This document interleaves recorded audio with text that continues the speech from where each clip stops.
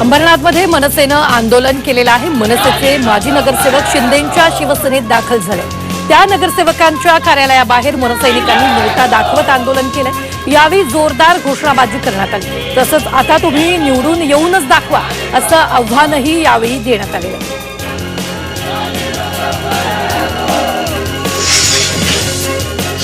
विधिनाथ बँकेच्या 13 जागांसाठी आज मतदान प्रक्रिया पार पडलेली आहे। माजी मंत्री धनंजय मुंडेंनी देखील या निवडणुकीत आपल्या मतदानाचा हक्क बजावला। 12 ऑगस्ट रोजी ही मतमोजणी होणार असून या निवडणुकीत कोण बाजी मारेल हे पाहणं महत्त्वाचं ठरणार आहे।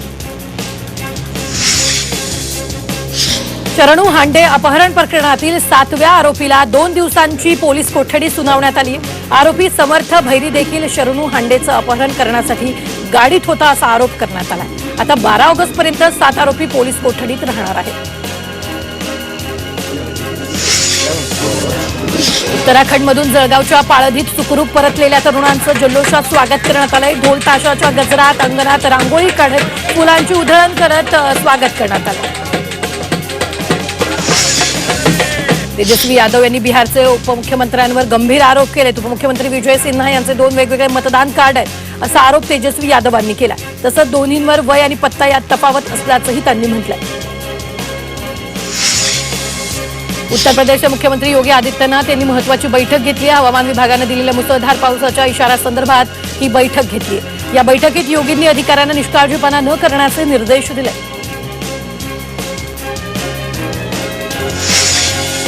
बिहारमध्ये गंगा नदीच्या पाणी पातळीत मोठी वाढ झाली आहे। नदीची पाणी पातळी वाढल्यानं जनजीवन विस्कळीत झालंय। यामुळे अनेक लोकांनी स्थलांतर केलेले। बेगुसरायमध्ये नदीनं एक घर गिळंकृत केलेलं। रुद्रप्रयाग गौरीकुंड राष्ट्रीय महामार्गावर भूस्खलन झालंय। या घटनेत कोणतीही जीवितहानी झाल्याची अद्याप माहिती नाहीये। या घटनेमुळे वाहतूक अन्य मार्गाने वळवण्यात आली आहे। तसंच अवजड वाहनांवर बंदी घालण्यात आली। सोलापूरच्या मोरनिंब बस स्थानकात बस चिखलात अडकली। पावसामुळे स्थानकाच्या परिसरात मोठ्या प्रमाणात चिखल झाला। यावेळी मनसे पदाधिकाऱ्यांनी जेसीबीच्या मदतीनं बस बाहेर काढली। तसंच तातडीनं बस स्थानकाची दुरुस्ती करावी, अन्यथा मनसे स्टाईलनं आंदोलन करणार असल्याचा इशारा यावेळी देण्यात आला। सोलापूरच्या अक्कलकोट तालुक्यात पावसाचा जोर वाढलाय। त्यामुळे बोरी नदीच्या पाणी पातळीत वाढ झाली आहे। अक्कलकोट तालुक्यातील आंदेवाडी ते दुधणीला जोडणारा बोरी नदीवरील पूल पाण्याखाली गेला। या बोरी नदीच्या पाण्यातून शेतकरी दुचाकीवरून जात असताना तो वाहून गेला। याचा व्हिडिओ समोर आलाय। संबंधित शेतकऱ्याचा शोध सुरू आहे, तर बोरी नदीकाठच्या गावांना तालुका प्रशासनाकडून सतर्कतेचा इशारा देण्यात आलाय। कोल्हापूरच्या इचलकरंजीमध्ये ऑगस्ट क्रांती दिनानिमित्त घोड्यांच्या शर्यती आयोजित केल्या होत्या। स्पर्धेत सांगलवाडीच्या तरुण मराठा बोट क्लबनं सलग 3ऱ्या वर्षी प्रथम क्रमांक मिळवला। शर्यती पाहण्यासाठी पंचक्रोशीतील ग्रामस्थांनी मोठी गर्दी केली।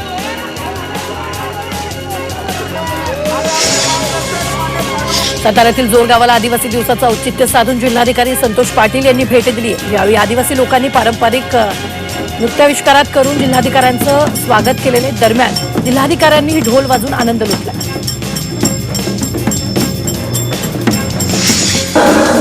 अकोल्यात भारतीय जनता पक्षातर्फे 15 ऑगस्टच्या पार्श्वभूमीवर भव्य तिरंगा रॅलीचं आयोजन करण्यात आले। शहरातील उमरी आणि जठारपेठ परिसरातून ही रॅली उत्साहात पार पडली। देशभक्तीपर घोषणांनी परिसर दुमदुमून गेला। उत्तराखंडमध्ये अडकलेले जळगावमधील मेहरा कुटुंबीय सुखरूप परतलेले। मंत्री गिरीश महाजन यांच्या सहकार्यानं सुखरूप परतल्याची भावना अनामिका मेहरा यांनी व्यक्त केली। यावेळी भुसावळ रेल्वे स्थानकावर अनामिका मेहरा, आरोही मेहरा यांचं नातेवाईकांनी स्वागत केलं। पुण्यातील ग्रामीण परिसरात कायदा आणि सुव्यवस्था राखण्यासाठी प्रतिबंधात्मक आदेश लागू करण्यात आले। 21 ऑगस्ट पर्यंत हे आदेश लागू असणार आहेत। आदेशाचं उल्लंघन केल्यास कलम 135 नुसार कारवाई करण्यात येणार आहे। पुण्यातील जिल्हा परिषद पंचायत समिती गण आणि गटाच्या सुनावण्या पूर्ण झाल्यात। पुणे विभागीय आयुक्तांकडे 217 तक्रारीच्या सुनावण्या पूर्ण झाल्यात। उद्या याचा निकाल जाहीर करण्यात येणार आहे। त्यामुळे आजी माजी सदस्यांची इच्छुकांची धाकधूक वाढली। डोंबिवली महापालिकेच्या विद्युत विभागाकडून सायकल रॅली आयोजित करण्यात आली। हर घर तिरंगा घर घर तिरंगा या संकल्पनेअंतर्गत सायकल रॅलीचं आयोजन करण्यात आलं। तर या रॅलीला उत्स्फूर्त प्रतिसाद मिळाला। या रॅलीत 200 सायकलपटू सहभागी झाले। इंदापुरातील भरणेवाडीत रक्षाबंधन उत्साहात साजरं करण्यात आलं। यावेळी कृषी मंत्री दत्तात्रय भरणे यांना शेकडो लाडक्या बहिणींनी राख्या बांधल्या। या ठिकाणी महिलांचीही मोठी गर्दी झाली। मुख्यमंत्री देवेंद्र फडणवीस उद्या लातूर दौऱ्यावर आहेत. लातूर जिल्हा परिषदेच्या माध्यमातून जिल्हा परिषद मुख्यालयाच्या प्रांगणात स्वर्गीय गोपीनाथ मुंडेंचा पूर्णाकृती पुतळा उभारण्यात आलाय. त्यांचं मुख्यमंत्री फडणवीसांच्या हस्ते लोकार्पण होणार आहे. मुख्यमंत्री अजित पवार यांनी बारामती बस स्थानक परिसरातील विकास कामांची पाहणी केली. सुरू असलेले सर्व कामं दर्जात्मक करण्याच्या सूचना यावेळी अजित पवारांनी अधिकाऱ्यांना केल्या. जालना नांदेड समृद्धी महामार्गासाठी बाधित होणाऱ्या जमिनीला योग्य मोबदला देण्याबाबत बैठक होणार आहे. 21 ऑगस्ट रोजी मुंबईतील मंत्रालयात ही बैठक होणार आहे. कैलास गोरंट्याल यांच्या नेतृत्वाखालील ही बैठक होणार असून शिष्टमंडळ या बैठकीला उपस्थित राहणार आहे. देशातील अनेक महत्त्वाच्या मार्गावर वंदे भारत ट्रेन धावताना दिसते. नागरिकांच्या सेवेत आणखी 3 वंदे भारत दाखल झाले. पंतप्रधान नरेंद्र मोदी यांनी बंगळुरूहून या गाड्यांना हिरवा झेंडा दाखवला. मंत्रालयानंतर विधान भवनातही आता फेशियल रेकग्निशन सिस्टम बसवण्यात येणार आहे. विधिमंडळाच्या पावसाळी अधिवेशनात आमदारांच्या समर्थकांच्या 2 गटात राडा झाला होता. त्यानंतर विधान भवनातील व्हिजिटर्सची अनावश्यक गर्दी कमी करण्यासाठी हा निर्णय घेण्यात आला. राज्यात मद्याचे दर वाढल्यानं शेजारच्या राज्यातून बेकायदा मद्याची वाहतूक मोठ्या प्रमाणात वाढली आहे. गोवा, दमण, मध्य प्रदेश आणि दादरा नगर हवेली इथून राज्यात बेकायदा मार्गातनं मद्य येत आहे. सुमारे 40 दिवसात या राज्यातून तस्करीच्या 172 प्रकरण उघडकीस आलेले आहेत. या प्रकरणी 25,401 लिटर मद्यासह एकूण 3.82 कोटी रुपयांचा मुद्देमालही जप्त करण्यात आला. पुण्यातील भूमी अभिलेख विभागानं ई हक्काच्या धर्तीवर ही संगणकीय प्रणाली विकसित केली. प्रॉपर्टी कार्डवरील खरेदी आणि वारसा नोंदीसाठी आता घरबसल्या ऑनलाईन अर्ज करता येणार आहे. या उपक्रमामुळे नागरिकांना शासकीय कार्यालयात वारंवार चक्रा मारण्याची गरज राहणार नाही. पुण्याच्या बोरमधील जिजामाता शाळेत 500हून अधिक विद्यार्थ्यांनी पर्यावरणपूरक गणेशमूर्ती बनवण्याच्या कार्यशाळेत सहभाग घेतला. प्लास्टर ऑफ पॅरिसऐवजी नैसर्गिक मातींच्या मूर्तींचा वापर करून पर्यावरण प्रदूषण रोखावा हा संदेश देण्यासाठी हा उपक्रम राबवण्यात आला. रत्नागिरीतील लाजूळ गावात जागर आणि सापड परंपरा आजही जपली जाते. गणपती जवळ आले की ग्रामस्थ मंदिराजवळील गवत काढतात, गणपतीला पोवती तयार करतात आणि देवाला रूप लावतात. त्यानंतर ही पोवती गावातील प्रत्येक घरात त्यांच्या गणपतीला आणि देवाला घालण्यासाठी येतात. नाशिकमधील त्र्यंबकेश्वरमध्ये सर्व व्हीआयपी दर्शन आजपासून सलग 2 दिवस बंद ठेवण्यात आले. ब्रह्मगिरी प्रदक्षिणेसाठी येणाऱ्या भाविकांना अडचण निर्माण होऊ नये यासाठी व्हीआयपी सेवा बंद ठेवण्यात आल्या. तर यावेळी अनेक विनंती करू नये असंही आवाहन करण्यात आले. सार्वजनिक गणेशोत्सव मंडळांनी वर्गणी किंवा देणगी गोळा करताना धर्मादाय आयुक्त कार्यालयाची पूर्वपरवानगी घेणं बंधनकारक आहे. कोणतीही नोंदणी नसलेली व्यक्ती किंवा संस्थेनं विनापरवानगी वर्गणी जमा केल्यास त्या मंडळाचा पदाधिकाऱ्यांवर खंडणीचा गुन्हा दाखल होऊ शकतो. त्यामुळे अर्ज करून परवानगी घेण्याचं आवाहन नाशिककरांना करण्यात आलं. दिल्लीतील चाणक्यपुरी भीषण अपघात झालेला आहे. अनियंत्रित थार गाडीनं 2 जणांना चिरडल्याची घटना घडली आहे. या अपघातात एकाचा मृत्यू झाला असून 1 जण गंभीर जखमी झालाय. पोलिसांना थारमधून मद्याच्या बाटल्या सापडलेल्या. उत्तराखंडमध्ये पुढील 5 दिवसापर्यंत मुसळधार पावसाची शक्यता वर्तवण्यात आली आहे. तर हिमाचल प्रदेश, उत्तराखंड आणि उत्तर प्रदेशमध्येही अतिवृष्टीचा इशारा देण्यात आला. उत्तर काशीतील ढगफुटीतून उत्तराखंड सावरत नाही, तोच आता पुन्हा अतिवृष्टीचा इशारा देण्यात आलेला आहे. जम्मू काश्मीरच्या श्रीनगरमध्ये शिवसेनेकडून रक्तदान शिबिराचं आयोजन करण्यात आलं होतं. उपमुख्यमंत्री एकनाथ शिंदे यांच्याकडून सैन्यासाठी रक्तदान करण्यात आले. 92 बेस हॉस्पिटल इथं शिंदे यांनी रक्तदान केलं.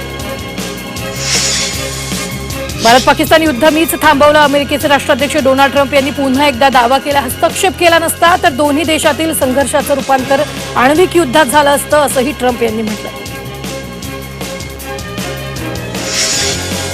पंतप्रधान नरेंद्र मोदी चीनचा दौरा करणार आहे. एससीओ परिषदेत मोदी सहभागी होण्याची शक्यता आहे. चीननं मोदींच्या स्वागताची तयारी सुरू केली आहे. मोदी 7 वर्षाच्या दीर्घ कालावधीनंतर चीनला भेट देणार आहेत. यापूर्वी त्यांनी 2018 मध्ये चीनचा दौरा केला होता. तर या परिषदेत 20हून अधिक देशांचे नेते सहभागी होणार. भारतानं संरक्षण उत्पादनात एक नवा विक्रम केला. 2024-25 या आर्थिक वर्षात देशाचं संरक्षण उत्पादन 1,50,590 कोटी रुपयांवर पोहोचले. ही वाढ आकड्यांपुरती मर्यादित नसून देशाच्या आत्मनिर्भरतेच्या दिशेनं टाकलेलं एक मोठं पाऊल आहे. मागील आर्थिक वर्षाच्या तुलनेत ही वाढ तब्बल 18%. इस्रायलनं गाझा शहरावर संपूर्ण नियंत्रण मिळवण्याचा निर्णय घेतला. त्यामुळे युद्ध आणखी तीव्र होण्याची शक्यता. गेल्या 22 महिन्यांपासून सुरू असलेल्या या युद्धात आधीच हजारो नागरिकांचा बळी गेला. या निर्णयामुळे गाझामधील नागरिक आणि पोलिसांच्या सुरक्षेची चिंता वाढली आहे.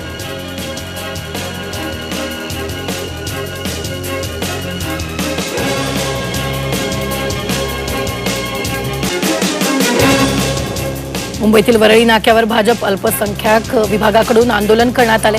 समाजवादी पक्षाचे माजी खासदार एस.टी. हसन यांनी केलेल्या वक्तव्याच्या विरोधात हे आंदोलन करण्यात आले. उत्तराखंडमध्ये आलेल्या नैसर्गिक आपत्तीविषयी हसन यांनी वादग्रस्त विधान केलं होतं.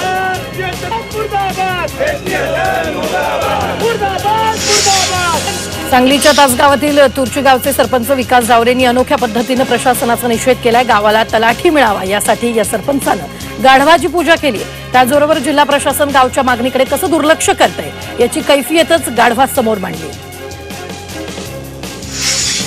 मावळमधील देहू रोडमध्ये बंदला प्रतिसाद देत 60% दुकानं बंद ठेवण्यात आले. देहू रोड कंटोन्मेंटला स्वतंत्र नगर परिषद दर्जा मिळावा या मागणीसाठी बंदची हाक देण्यात आली. 60% दुकानं बंद असून उर्वरित 40% दुकानं सुरू आहेत. अकोल्यातील सहकारनगर मार्गावर एका चालत्या दुचाकीमध्ये साप घुसला.